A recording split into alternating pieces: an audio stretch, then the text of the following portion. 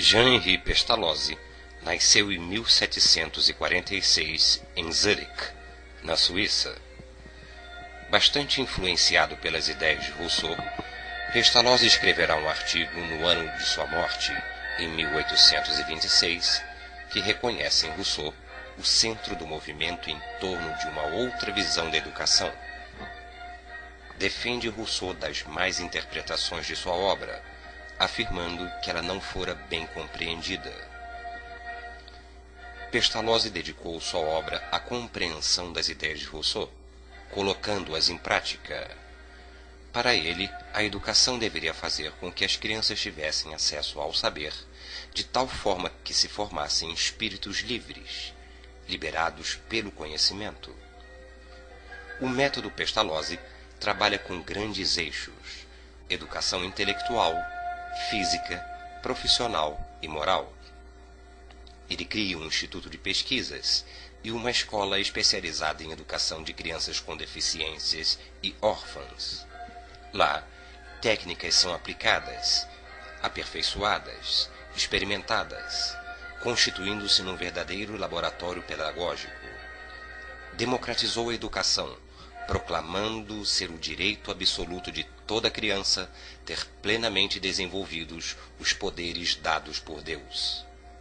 Seu entusiasmo obrigou governantes a se interessarem pela educação das crianças das classes desfavorecidas.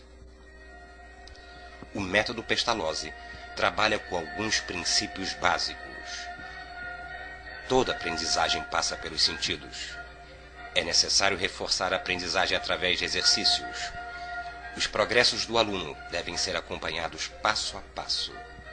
A atividade da criança deve ser incentivada, oferecendo-lhe oportunidade para ação, iniciativas e criação. A criança deve constituir sua autonomia intelectual e moral, aprendendo a aprender. E os educadores também devem ser educados. Para Pestalozzi, a educação se constrói numa tensão permanente entre os desejos do homem natural individual e o desenvolvimento da natureza humana universal. A educação produzirá a universalidade a partir das particularidades e, da mesma forma, a particularidade a partir da universalidade, sendo ele um grande defensor do respeito à diversidade. Seu método preconizava: as turmas eram formadas por menores de 8 anos, com alunos entre 8 e 11 anos, e outra turma com idades de 11 a 18 anos. As atividades escolares duravam das 8 às 17 horas e eram desenvolvidas de modo flexível. Os alunos rezavam, tomavam banho, faziam de jejum, faziam as primeiras lições, havendo um curto intervalo entre elas. 2 tardes por semana eram livres e os alunos realizavam excursões. Os problemas disciplinares eram discutidos à noite. Ele condenava a coerção, as recompensas e punições. O desenvolvimento é orgânico, sendo que a criança se desenvolve por leis definidas. A gradação deve ser respeitada. O método deve seguir a natureza.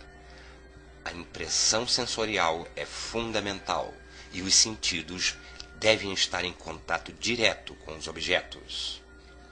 A mente é ativa. O professor é comparado ao jardineiro, que providencia as condições propícias para o crescimento das plantas. Acredita na educação como um meio supremo para o aperfeitamento individual e social. Fundamentação da educação e desenvolvimento orgânico, mais que na transmissão de ideias memorizáveis. A educação começa com a percepção de objetos concretos e, consequentemente, com a realização de ações concretas e a experimentação de respostas emocionais reais. O desenvolvimento é uma aquisição gradativa. Cada forma de instrução deve progredir de modo lento e gradativo. Conceituação da disciplina baseada na boa vontade recíproca e na cooperação entre aluno e professor. introduz novos recursos metodológicos e deu impulso à formação de professores e ao estudo da educação como uma ciência. Para Pestalozzi, a educação escolar é um complemento da educação familiar e um meio de preparação para a vida. Pode-se dizer que ele psicologizou a educação, pois um século antes do surgimento da psicologia infantil, ele descobriu intuitivamente os princípios caracterizadores da educação nova. Posteriormente, a psicologia confirmou experimentalmente suas afirmações. Por esses motivos, Pestalozzi é considerado mentor e reformador da escola popular.